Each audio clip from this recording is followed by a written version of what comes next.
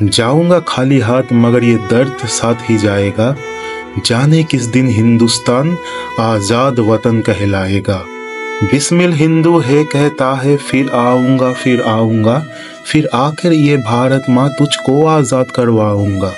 जी कहता है मैं भी कह दूं पर मजहब से बच जाता हूँ। मैं मुसलमान हूँ पुनर्जन्म की बात नहीं कर पाता हूँ। ये खुदा अगर मिल गया कहीं अपनी झोला फैला दूंगा और जन्नत के बदले उससे एक पुनर्जन्म ही मांगूंगा। হিন্দু মুসলমান ভারতবর্ষের ভোট পলিটিক্সে এটা একটা খুব গুরুত্বপূর্ণ বিষয়। ভারতবর্ষের স্বাধীনতার আগেও ব্রিটিশ সরকারও এই হিন্দু মুসলিম পলিটিক্স নিয়ে ভারতবর্ষের মানুষকে দুটো ভাগে ভাগ করে রেখেছিল এবং ভারতবর্ষের স্বাধীনতার পরেও প্রত্যেকটা পলিটিক্যাল দল এই হিন্দু মুসলিম পলিটিক্যাল ব্যাপারটা নিয়ে ভারতবর্ষের মানুষের মগজ ধোলাই করে চলেছে। কিন্তু কিছু মানুষ যেমন একদিকে তোষণের রাজনীতিতে বিশ্বাস করে, আবার আরেকদিকে কিছু মানুষ চায় দুটো ধর্মের মধ্যে মানুষকে ভুল বুঝিয়ে তাদেরকে সম্পূর্ণভাবে দুটো ভাগ করে রাখতে, এবং এই অস্ত্রটাকে তারা বারবার ব্যবহার করে এসেছেন ভোট এবং অন্যান্য পলিটিক্যাল অ্যাডভান্টেজ নেওয়ার জন্য। বর্তমানে ভারতবর্ষের রাজনীতিতে এমন একটা প্রশ্ন সবসময় ওঠে, সেটা হলো মুসলিম সমাজ কতটা ভারতপ্রেমী অথবা কতটা দেশপ্রেমী। কিন্তু আপনারা কি জানেন পরাধীন ভারতবর্ষের বুকে এমন একজন মুসলিম মানুষ ছিলেন যাকে এক ইংরেজ সরকারের পুলিশ হিন্দু মুসলিমের মগজ ধোলাই দিতে এলে এই বিপ্লবী স্বাধীনতা সংগ্রামী পরিষ্কারভাবে তাকে জানিয়ে দিয়েছিলেন যে ইংরেজ শাসিত দেশ থাকার চেয়ে ভারতবর্ষে হিন্দু রাষ্ট্র হয়ে যাওয়া ঢের ভালো। কি হলো, ভাবতে বসেছেন তো যে এমন একজন মুসলিম মানুষের কথা আপনি কিভাবে ভুলে গেছেন? এমন একজন বিপ্লবীর কথা ইতিহাসের বইয়ের পাতায় অনেকটা জায়গা পেল না কেন? নমস্কার বন্ধুরা, আপনারা দেখছেন ওয়েক আপ উইথ কেডি আর আমি কৃষ্ণেন্দু। আজকে আপনাদের জন্য নিয়ে এসেছি এমন একটা ভিডিও যেটা দেখার পর আপনি এই মানুষটিকে উঠে দাঁড়িয়ে স্যালুট করতে বাধ্য হবেন। এই ধর্মপ্রিয় মুসলিম মানুষটি স্বাধীনতা সংগ্রামের দেশপ্রেম দেখে আপনি বারবার উদ্বুদ্ধ হবেন। তাহলে চলুন দেরি না করে শুরু করা যাক আজকের ভিডিওটি।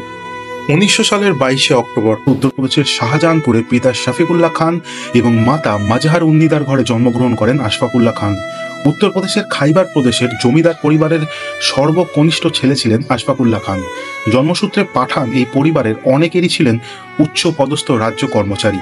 সপ্তম শ্রেণীতে পড়ার সময় বালক আশফাকুল্লাহ খান রাজারাম ভারতীয়কে নিজের চোখে গ্রেফতার হতে দেখেন এবং সেই ঘটনাটি তাকে এতটাই উদ্বুদ্ধ করে যে তিনি ভারতবর্ষের স্বাধীনতা আন্দোলনে যোগদান করতে উদ্বুদ্ধ হন। পরিবারের সর্বকনিষ্ঠ এই সদস্যের ছোটবেলা থেকেই ছিল উর্দু কবিতা রচনা করার শখ। হাজরাত ছদ্মনামে তিনি ছোটবেলা থেকেই কিছু কবিতা লিখেছিলেন এবং সেটি ইতিমধ্যেই কিন্তু খুব জনপ্রিয় হয়ে উঠেছিল। একদিন দাদার সঙ্গে কথায় কথায় আশফাকুল্লাহ খান জানতে পারেন রামপ্রসাদের কথা। এই রামপ্রসাদও কিন্তু উর্দু কবিতা লিখতেন বিসমিল ছদ্মনামে। অসহযোগ আন্দোলনের সময় শাহজাহানপুরের এক জনসভায় তার সঙ্গে সাক্ষাৎ হয় বিসমিলের, এবং এই জনসভায় দুজনের পরিচয় হওয়ার পর দুজনেই তাদের নিজস্ব লেখা কবিতা একে অপরকে শোনান। আশফাকুল্লাহর লেখা কবিতা পড়ে মুগ্ধ হয়ে যায় রামপ্রসাদ এবং তারপরেই শুরু হয় তাদের দুজনের বন্ধুত্ব। আর এই বন্ধুত্বকে ভারতবর্ষের স্বাধীনতার মন্ত্রে দীক্ষিত করেন রামপ্রসাদ, এবং সেই দিন থেকেই 22 বছরের এক কট্টর মুসলমানের সঙ্গে একজন পাক্কা আর্য সমাজের হিন্দুর এক অটুট বন্ধুত্বের সূত্রপাত ঘটে, এবং এই বন্ধুত্বের লক্ষ্য ছিল ভারতের স্বাধীনতা, এবং এই দুজনের জীবনের শেষ দিন অবধি এই বন্ধুত্ব এবং স্বাধীনতার লক্ষ্য অটুট ছিল। আশফাকুল্লাহ খান যে সময়টায় বড় হয়ে উঠছেন ঠিক সেই সময় মহাত্মা গান্ধীর অসহযোগ আন্দোলন শুরু হয়েছিল, এবং তিনি সমগ্র ভারতবাসীর কাছে আহ্বান জানিয়েছিলেন ব্রিটিশদের সঙ্গে কোনো রকম সহযোগিতা না করতে এবং সরকারকে কোনো রকম ভাবে কোনো কর না দিতে। এই আন্দোলনের ঠিক 1.5 বছরের মাথায় 1922 সালের ফেব্রুয়ারি মাসে গৌরখপুরের চৌরি চৌরায় একটি থানায় আগুন লাগিয়ে দেয় অসহযোগ আন্দোলনকারী কিছু সদস্যরা, এবং সেই ঘটনায় প্রায় মারা যায় 22 জন পুলিশ কর্মী, এবং এই ঘটনার তীব্র নিন্দা জানিয়ে অসহযোগ আন্দোলনকে প্রত্যাহার করেন মহাত্মা গান্ধী। পরবর্তীকালে বিভিন্ন প্রেস কনফারেন্স ব্যুরোর দেওয়া একাধিক বিবৃতি থেকে জানা যায় যে এই আন্দোলনের প্রত্যাহারের ঘটনা কিন্তু দেশের অনেক যুবকের মনে অসন্তোষের সৃষ্টি করে এবং অহিংসা আন্দোলনের উপর আস্তে আস্তে আস্থা হারাতে শুরু করে, কারণ তারা বুঝতে পেরেছিল যে এইভাবে আকুতি মিনতি করে কখনোই ব্রিটিশ সরকারের হাত থেকে ভারতবর্ষকে স্বাধীন করা যাবে না। এবং ঠিক এই যুবকদের মধ্যে একজন ছিলেন বিসমিল এবং আশফাকুল্লাহ খান, এবং পরবর্তীতে তারা গঠন করেন Hindustan social in Republican association, এবং এই সংগঠনের মূল লক্ষ্যই ছিল সশস্ত্র সংগ্রামের মাধ্যমে ভারতবর্ষের স্বাধীনতা অর্জন করা। 1925 সালে Hindustan socialist Republic association the revolutionary নামে সংগঠনের ইস্তেহার প্রকাশ করে। এখানে বলা হয় এই বিপ্লবী পার্টির তাৎক্ষণিক লক্ষ্য হল সাংগঠনিক সশস্ত্র বিপ্লবের মাধ্যমে ভারতীয় যুক্তরাষ্ট্রের ফেডারেল রিপাবলিক হিসাবে গঠন করা। এই রিপাবলিকের চূড়ান্ত সংবিধান তখনই প্রস্তুত ও ঘোষণা হবে যখন ভারতের প্রতিনিধিরা সেই সিদ্ধান্ত লাগু করতে সমর্থ হবে। তবে এই রিপাবলিকের মূল ভিত্তি হবে সর্বজনীন ভোটাধিকার এবং মানুষের উপর মানুষের শোষণকারী ব্যবস্থা নাশের মধ্যে দিয়ে রেল, পরিবহন ও যোগাযোগের অন্য অন্যান্য মাধ্যম, খনি ও ইস্পাত এছাড়া জাহাজের মতো ভারী শিল্পেরও জাতীয়করণ করা। এছাড়াও ইস্তাহারে আরও বলা হয়েছিল যে ভারতের বিপ্লবীরা সন্ত্রাসবাদীও নয়, নৈরাজ্যবাদীও নয়। তারা কোনোদিনও এই ভূমিতে নৈরাজ্য ছড়াবার চেষ্টা করেননি। সন্ত্রাসবাদ কোনোদিনই তাদের লক্ষ্য নয়, ফলে তাদের সন্ত্রাসবাদীও বলা যাবে না।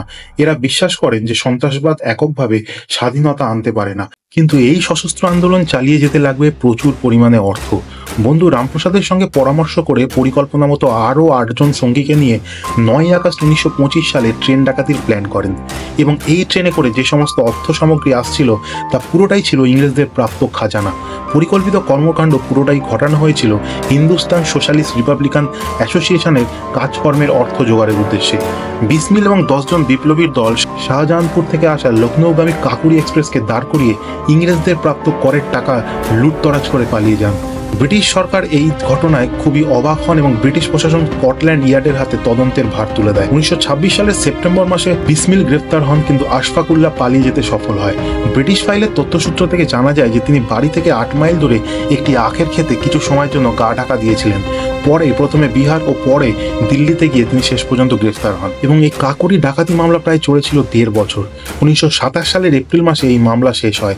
মামলা শেষে বিসমিল, আশফাকুল্লাহ, রাজেন্দ্র লাহিড়ী এবং রশন সিংকে মৃত্যুদণ্ড দেওয়া হয় এবং অন্যদেরকে দেওয়া হয় যাবজ্জীবনের কারাদণ্ড। ফৈজাবাদের জেলে বসে আশফাকুল্লাহ খান ওরফে আচ্ছু তার মাকে একটি চিঠি লিখেছিলেন, যা শুনে আপনার বুক কেঁপে উঠবে। মা আমার, তুমি হয়তো এখন ফজরের নামাজে বসে তোমার উচ্ছুর মঙ্গল কামনায় চোখের জল ফেলছো। তোমার চোখের জল যেন বলছে, আমার উচ্ছুকে কেড়ে নিও না তোমরা। তোমাকে যে কত দুঃখ দিয়ে গেলাম, কিন্তু উপায় কি বলতো? তোমাদের দুঃখ না দিয়ে আমাদের পথ চলার উপায় নেই। কারবালার কথা যখন ভাবি তখন মনে হয় এই বুঝি ইতিহাসের নিয়ম। মহান নবীর বংশধরেরা যেন জীবন দিয়ে বলে গেলেন, সত্যের জন্য এভাবেই জান কুরবানি দিও তোমরা। তুমি জানতে চেয়েছো কেমন আছি আমি। ফৈজাবাদের পাঁচিলে ঘেরা এই বিশাল জেলখানায় দিন আমার ভালোই কাটছে। যেদিকে তাকাই সৃষ্টির বিচিত্র রূপ যেন প্রাণ মন ভরিয়ে দেয়।